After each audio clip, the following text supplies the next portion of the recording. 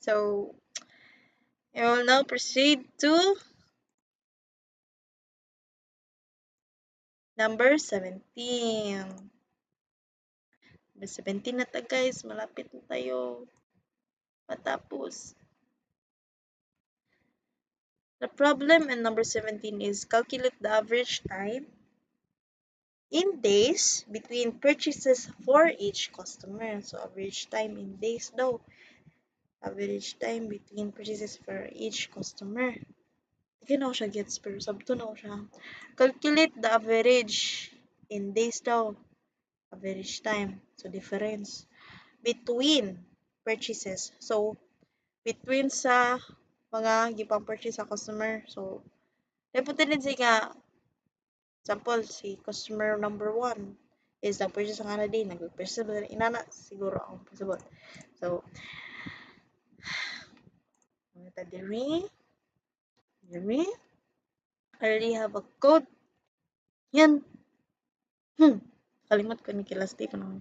So select si customer ay mga table involved sa day. So, ang table involved is si customer at si purchase. Na, customer and purchase. Ay, apel di ang dili customer purchase kay wala may date sa purchase diri. Naman diri sa transaction. Anong wala may transaction diri. Then, let's just include transaction na lang sa ubos.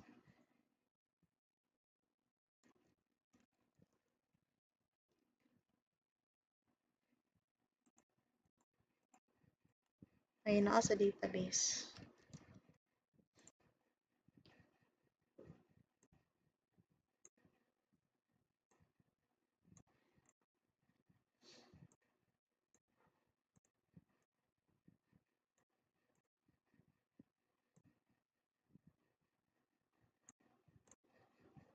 Kaya, naman diri ang date sa transaction.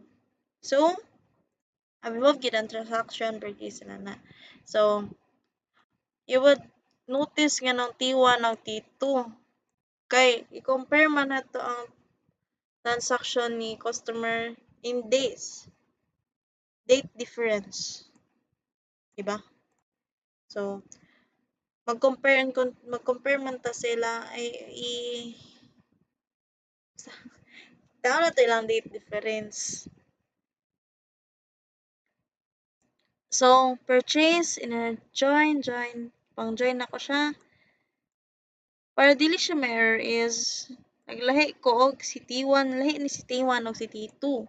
Pero same na siya sa table, pero ang pag-query lang ako, gilahi-lahi na ako para makonbito nimo ang difference sa transaction. Makuha nimo ang 8 and days difference pa, like between ana nila nga transaction. So, na. And, connected ni sila. Gi-end na ko na.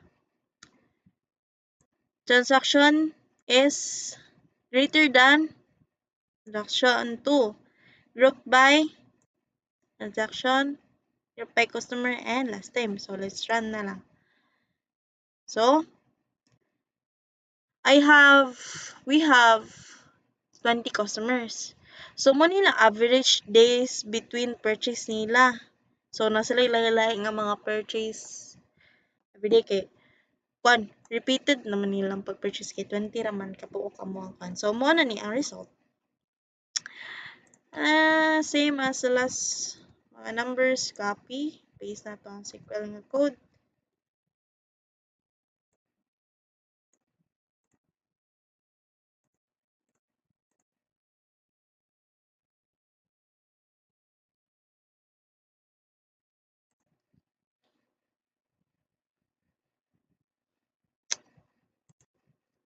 Screenshot.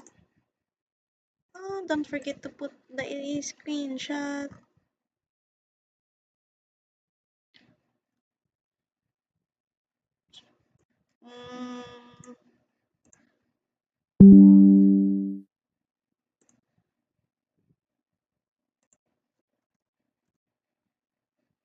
So, we're done. So, number 17.